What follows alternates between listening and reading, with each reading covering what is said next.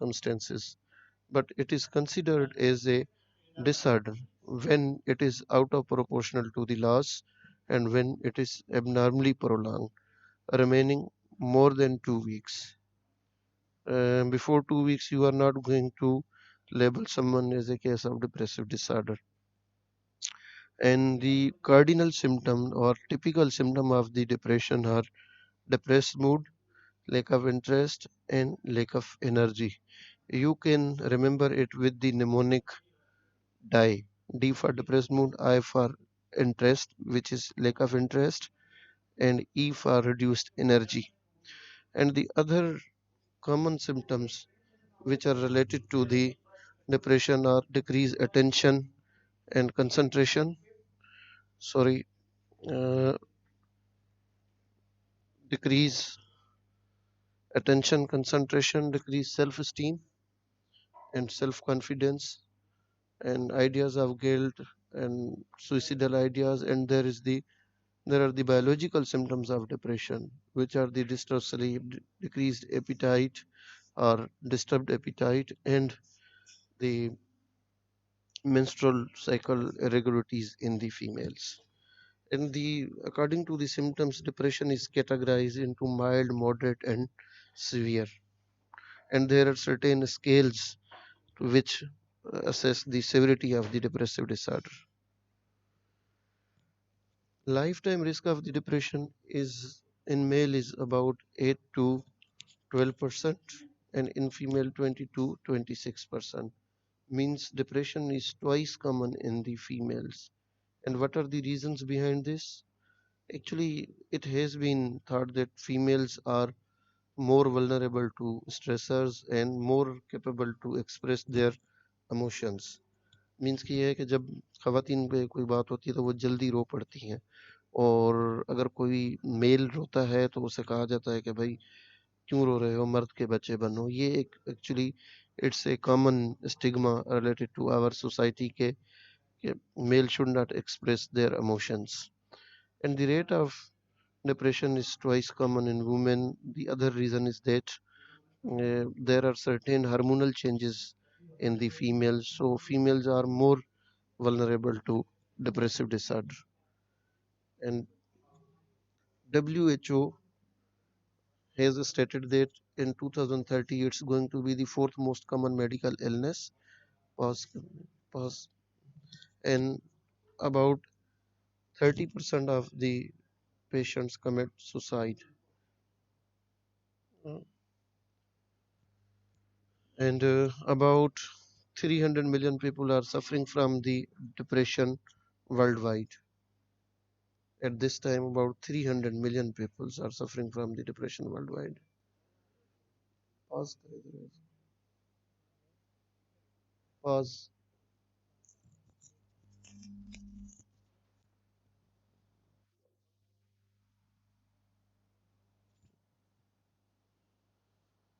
If you look at this slide, mean age of onset is about 27 years, and rates are higher in the unemployed and divorced, and the major depression is much prevalent in the age group of 18 to 44 years. It means it ruins the productive year of a life of a person. And because it's much common in the 18 to 44 years, ये वो as होती है जिसमें किसी बंदे की life बनती है या वो फेल्यूर की तरफ जाता है. A study was conducted in Pakistan, and it was concluded that about 44.4% of the population of the Pakistan is suffering from depressive disorder, and about 25.5% were male, and 57.7% were female. Means there was a double ratio of the males as compared to females. Now we come to the prevalence of depressive disorder in various patient population, and it has been seen persons who are having a stroke or malignant illness or Parkinson disease are more prone to have depressive disorder as compared to the other illnesses. as compared to the general population. So comorbidity with depressive disorder is much prevalent in the persons who are having medical issues. There are certain types of the depression, and major types of depression comprises of mixed anxiety and depressive disorder, in which the person is having mixed symptom of depression and anxiety, although that person is fulfilling the criteria of depression, but the anxiety symptoms are also there. And there is a other category which is called as mass depression, in which the person doesn't present with typical depressive symptom, rather than there are the hidden somatic symptoms such as chronic pain, atypical facial pain, paresthesias, and insomnia. And when you are going to reviews, medical investigations, and different medical tests, nothing is wrong with that person, and that person actually is having depressive disorder. It's more commonly seen in the elderly and in female patients. Other category is the atypical depression. Atypical depression is different from the typical depression. In typical depression, the person is having biological symptoms of depression, such as appetite and sleep issues. But in the atypical depression, person is having different scenario. Although he is fulfilling the criteria of die, but there is increased sleep and increased appetite, यानी कि वो ज़्यादा खाना शुरू कर देते हैं और ज़्यादा जो है सोना शुरू कर देते हैं। और ऐसे ही पेशेंट के लिए घर वाले अमूमन कहते हैं कि काम का न काज का दुश्मन है नाज का, कि सारा दिन खाता रहता है और काम वाम कुछ नहीं करता। And there is extreme fatigue in that case, which is called as the leaden paralysis, and person is unable to do the routine work and all the time sleeping. The other differential diagnosis of the atypical depression may be hypothyroidism. So in this case, you are going to have thyroid function test as well. Now we come to the other category, which is winter depression. It is most common in the West, and which the as winter is approached, the most of the person get depressed. And the treatment of this winter depression is actually light therapy, and there are the centers which are having light therapy arrangements for these patients. Other category is the agitated depression, in which the patient is having agitation, restlessness. The person is unable to sit at a place, and another category is the retarded depression. Retarded, as you know, retardation means slowness. Person is so slow कि उसके लिए जो है ना पानी का एक गिलास लेना भी F16 चलाने के बराबर होता है। तो person is having psychomotor retardation. And the end, there is a very important category, depression with psychotic features. Although the person is fulfilling the criteria of depression, but there are some psychotic symptoms as well. Psychotic symptoms are the delusion of nihilism, in which the person thinks that some part of the body is not working, or there is the paranoia that people are against him, they are going to harm him. Although person is depressed, but these there are the mood related, depressed mood related or mood congruent psychotic phenomena. And when you are going to treat this depression, you are not going to give antidepressant only, but there is the addition of low dose antipsychotic to treat with the depression with the psychotic feature. So these are the different types of the depression, and uh, every type is having its own diagnostic category, and treatment protocols are bit different for every type. This is the verbatim of the patient who came to our OPD. He presented this slip, and you can see the all of the symptoms of the depression and anxiety which I explained earlier. He came to my OPD and he was having this chit and in which you can see कि तबीयत में घबराहट बहुत ज़्यादा है, दिल एक second भी खुश नहीं रहता, तबीयत गैर मुतमईन रहती है और तरह तरह की सोचें आती हैं, दिल में अजीबोगरीब किस्म के ख्याल आते हैं, रेवोट्रिल ले रहा हूँ रात को फिर भी नींद नहीं आती, 2:30 बजे आंख खुल जाती है, मामूली बात का भी बहुत टेंशन होता है. These all symptoms are related to depression, low energy, lack of interest, lack of confidence, और ये सारी चीजें जो पहले बताई हैं उसी से रिलेटेड है. Now there are the two typical symptoms to screen the depression. If you are going to ask just these two symptoms, you can diagnose the depression very well. Okay. US Preventive Services Task Force recommends these two simple questions from every patient who comes to the psychiatric OPD with the complaints of depression. Uh, One question which is, over the past 2 weeks, have you felt down, depressed or hopeless? इसको उर्दू में इस तरह से पूछ सकते हैं कि क्या आप पिछले 2 हफ्ते से उदास, मायूस या नाउम्मीद है, या ऐसा महसूस कर रहे हैं, उदासी, मायूसी, नाउम्मीदी. The other question is, over the past 2 weeks, have you felt little interest or pleasure in doing things? क्या पिछले 2 हफ्ते से आपकी खुशी, दिलचस्पी या लज़्ज़त में कोई कमी आई है? And if the answer is yes, then you can make the, yeah, or at least you can think about the depressive disorder. And this slide is showing that the systemic consequences of the depressive disorder. Depression not only is going to damage the psychological health of the person, but it also causes the medical issues. As you see in this slide, number one, there is the whenever the stress or depression is there, the hypothalamus stimulates the pituitary gland to release adrenocorticotropic hormone, and this adrenocorticotropic hormone stimulates the um, adrenal glands and causes the release of catecholamines and cortisol. And these adrenal catecholamines and cortisols are going to lead to the myocardial ischemia and diminished heart rate variability, and it contributes to the ventricular arrhythmias. An increase in the catecholamines may lead to the platelet activation. This platelet activation causes the atherosclerosis and hypertension.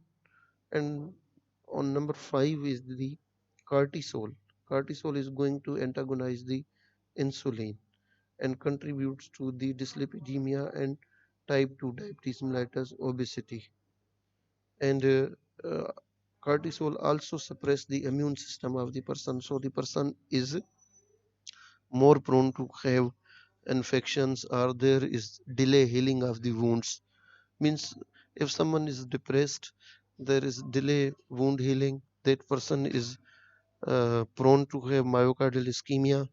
And if someone is diabetic, his or her diabetes is going to get worse with the depressive disorder. So these are the medical consequences of the depression. And now we come to the etiology. What are the etiological factors of the depression? Why someone is prone to have depression? So the depression is a multifactorial illness. It's having multifactorial origin. And this multifactorial origin may be categorized into the biopsychosocial model: biological reasons, psychological reasons, and social reasons. Sorry.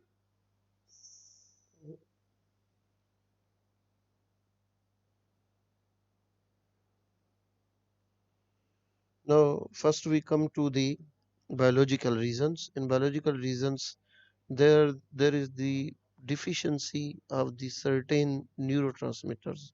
On the first comes the serotonin.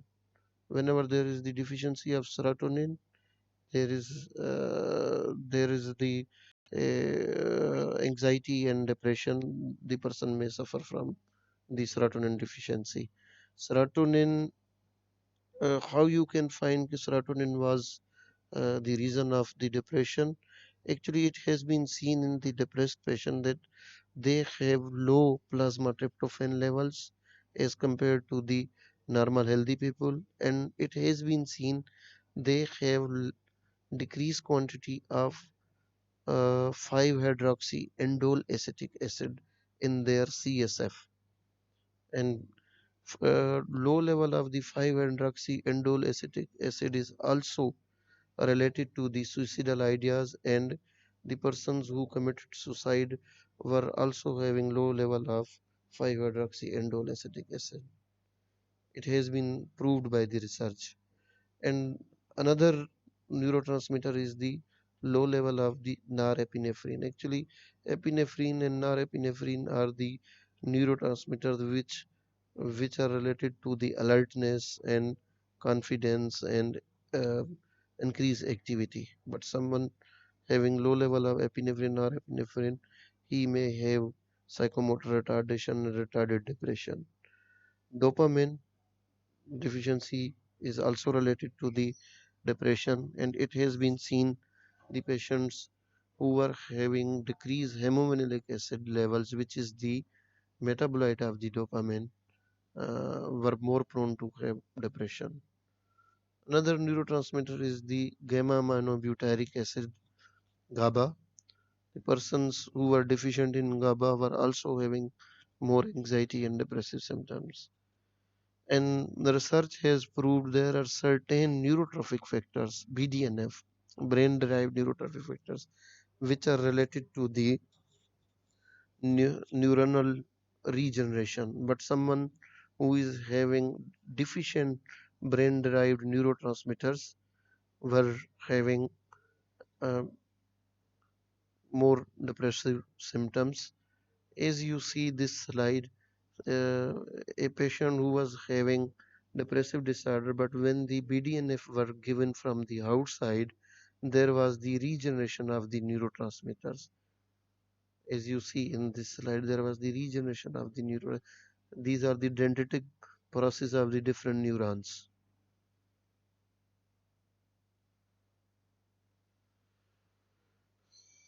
Uh, Monoamine neurotransmitter regulation of the mood and behavior. This slide show is going to show you the effect of the dopamine, noradrenaline, and serotonin on a person's mood.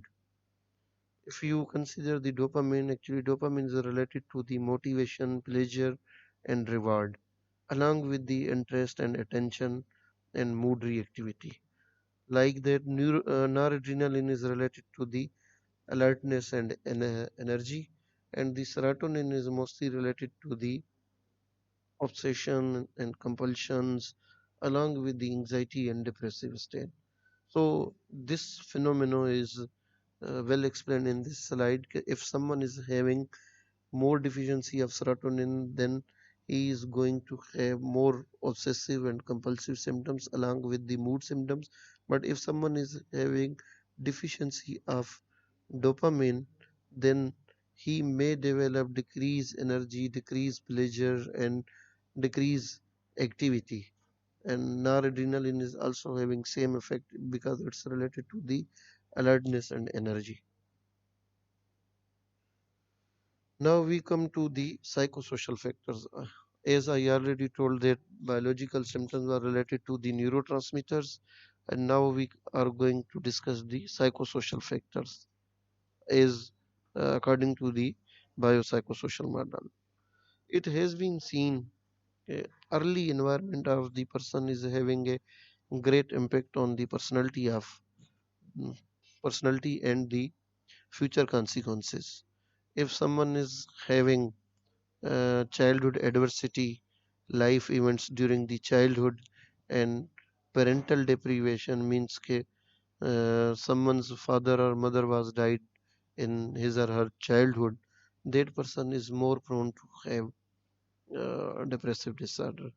Like that, schooling is also having impact on the person's personality and further life issues or to deal with the life issues and such as migration, moving from one place to another place is also considered as having and great psychosocial impact. The other factors which are related to the life events. Life events क्या होते हैं? Life events are the events which are having a big impact on the life of the persons, such as death of close family member, loss of job, and divorce, separation, or retirement. These all issues are having a very bad impact on the person's psychological health. So you can judge the importance of these life events by the fact that Holmes and Rye developed a scale. ठीक है, जिससे ये है कि उससे आप ये major कर सकते हैं कि किस बंदे को कितना स्ट्रेस है. And they revealed that if someone is divorced or separated, there are the highest number in terms of stress.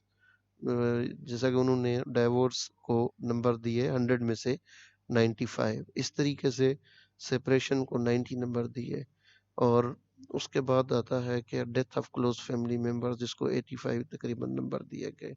तो ये और they concluded that if someone is having more than 300 score in the consecutive 6 months, that person will definitely have some psychiatric issue. Means if someone is having divorce or separation at the same time, uh, there is a death in the family, or he is fired from the job and the score is more than 300, then that person will definitely have some psychiatric issue. So every life event is having its impact in the terms of score, such as if someone is having is retired. Retirement is also a life event when the person is having no work and no responsibility. He is sitting at the home all the time. He may feel burden on the family members. He may feel burden himself on the family members, and he may have stress. And the score given to the retirement is about 35 to 40. And in the west they also have a scoring to the death of pet as well. यानी कि अगर उनका कुत्ता बिल्ली भी मर जाए तो उसके भी उन्होंने स्ट्रेस के नंबर रखे हुए हैं. ठीक है.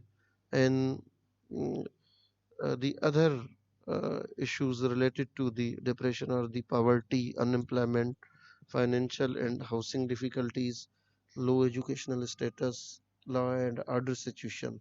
As you see, there are the bomb blasts, or there are the criminal activities or issues in our culture which are also going to aggravate the depressive disorder. Social injustice, अदालतों में जाएं तो कोई इंसाफ नहीं मिलता, लोगों की उम्रें ख़त्म हो जाती हैं और फैसले बाद में आते हैं जब वो मर चुके होते हैं. Large number of the children, and the other is the unequal distribution of the roles. You can imagine the importance of this issue. It means if someone is graduate, but on the other hand he is compelled to work as a waiter in a restaurant because of the unemployment, so that person is actually having the unequal distribution of the roles, and it may lead to the depression. Other issues are the personality issues, personality factors. The persons who are having sensitive, anxious, introvert, or obsessive personality traits are more prone to have depressive disorder. There are certain cognitive theories कि भाई ये बंदा जो है अगर इसकी सोच ऐसे है तो ये ऐसा होगा. Means कि if someone is having pessimistic thinking about all the matters, or having the traits of self-criticism, over-analyzing all the time, searching about the negative things inside, that person is more prone to have depression or anxiety. And other are the mind traps. Mind trap thinking is the unrealistic expectations, taking things personally, exaggerating all or nothing. यानी कि हर चीज में एक इंतहा देखते हैं कि अच्छा है तो बहुत अच्छा होना चाहिए, और अगर वो जो है बुरा है तो बस बहुत ही बुरा है. दरमियान का उनके अंदर जो है ना, लुकिंग इनटू दी जो है कि gray area is not there. They always look into the white and black shades. And the other thing which is mostly related to the depression is overloaded schedule. And you can see this picture. अब ज़ाहिर है एक जानवर से भी आप इस तरीके से काम लेंगे तो उसकी भी टांगे ऊपर हो जाएंगी. Now, what is the management of the depressive disorder? Management of the depressive disorder is also divided into three parts, like biological and psychological and social, biopsychosocial. Before management, barriers to the treatment in our culture are that okay, if you are going to treat a person with depressive disorder, he may think that he is labeled as a mad, and that person may think I should be strong enough to control my worries. Why should I seek help? What will people around me think?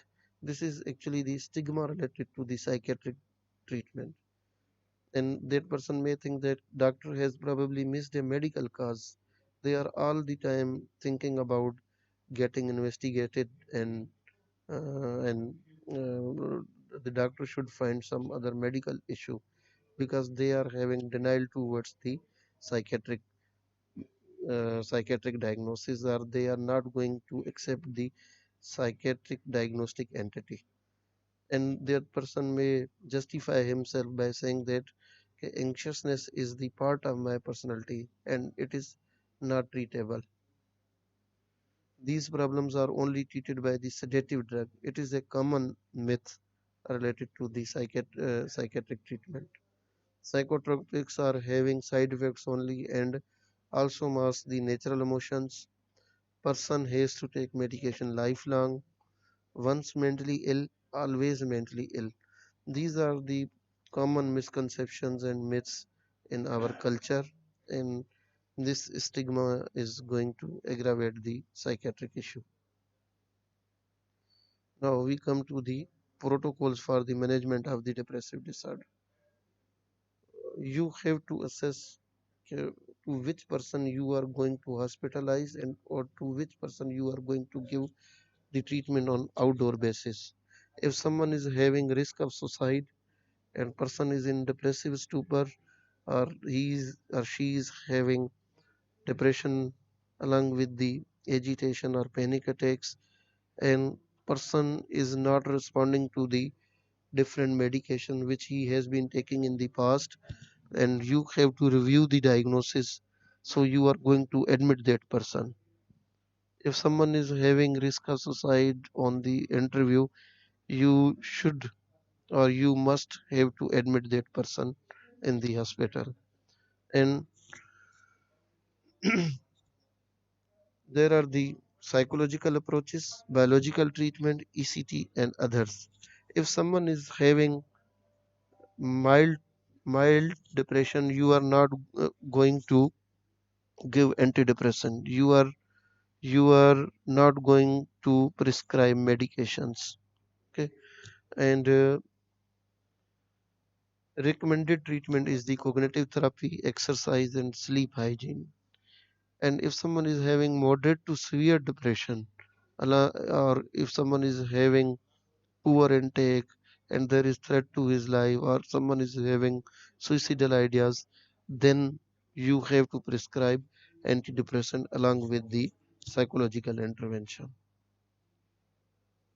And psychological intervention is there are different types of the psychological intervention in which the CBT is one of the CBT is cognitive behavior therapy.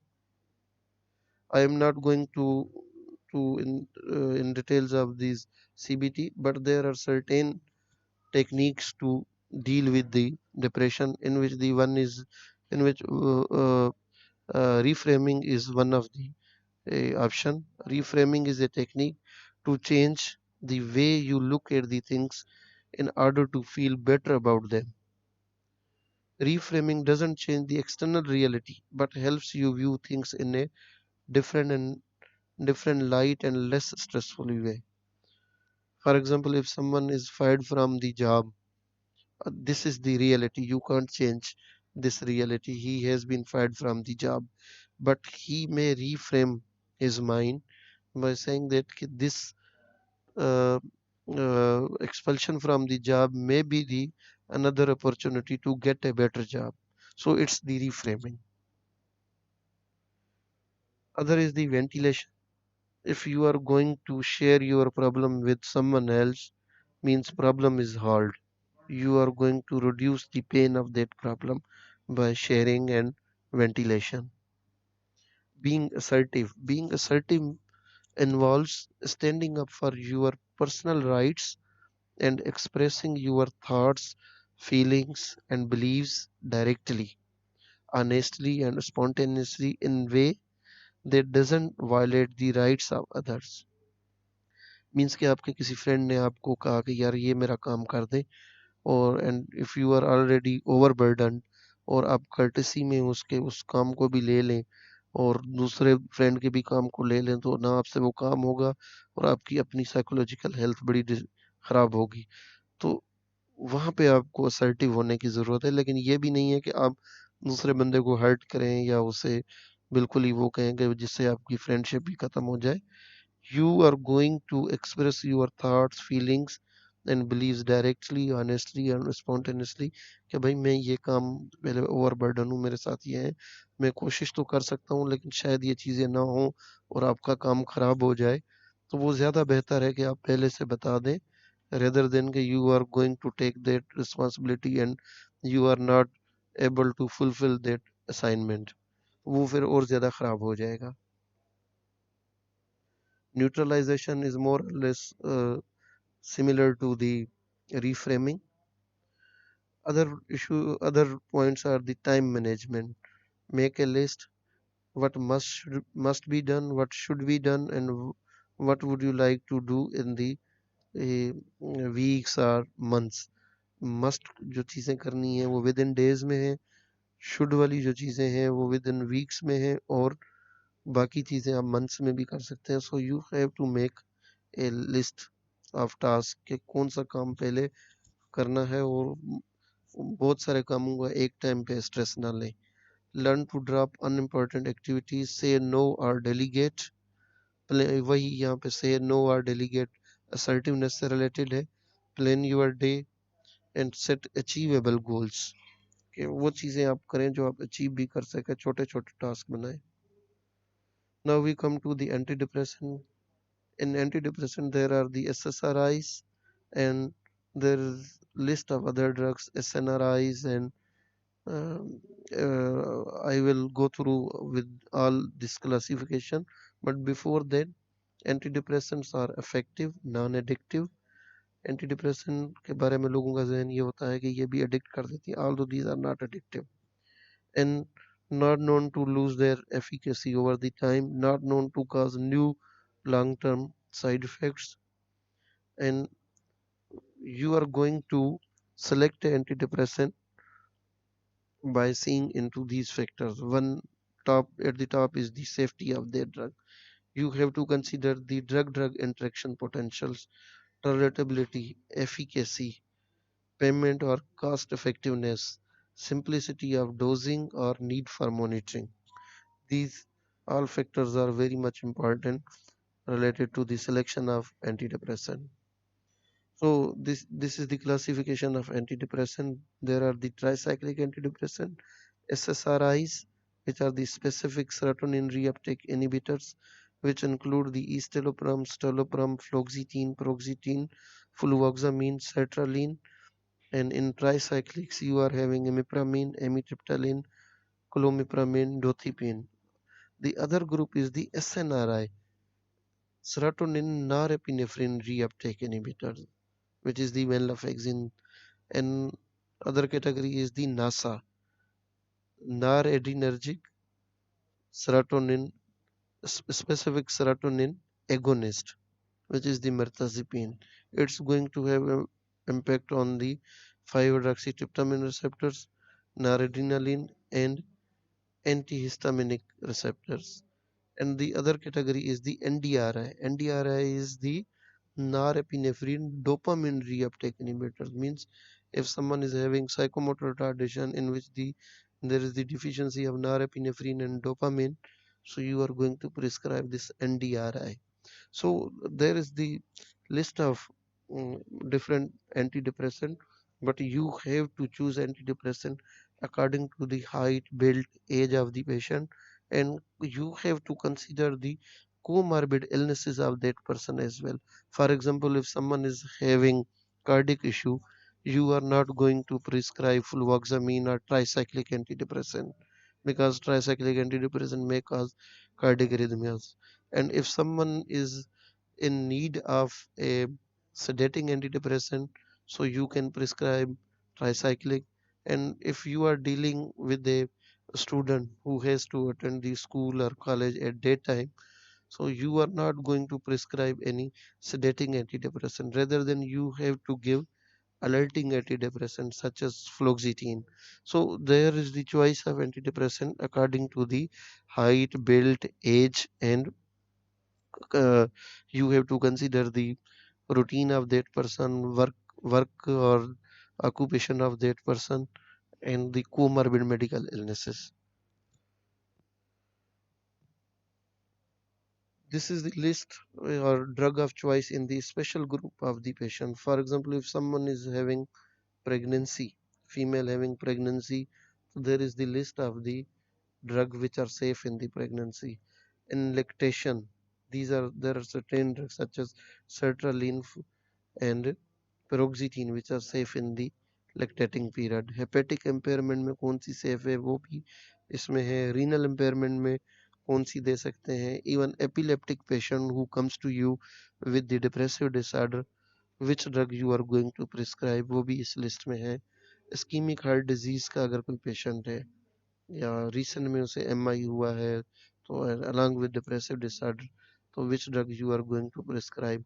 बच्चों में कौन सी safe है और genetic group में कौन सी safe है वो भी इस चार्ट में है.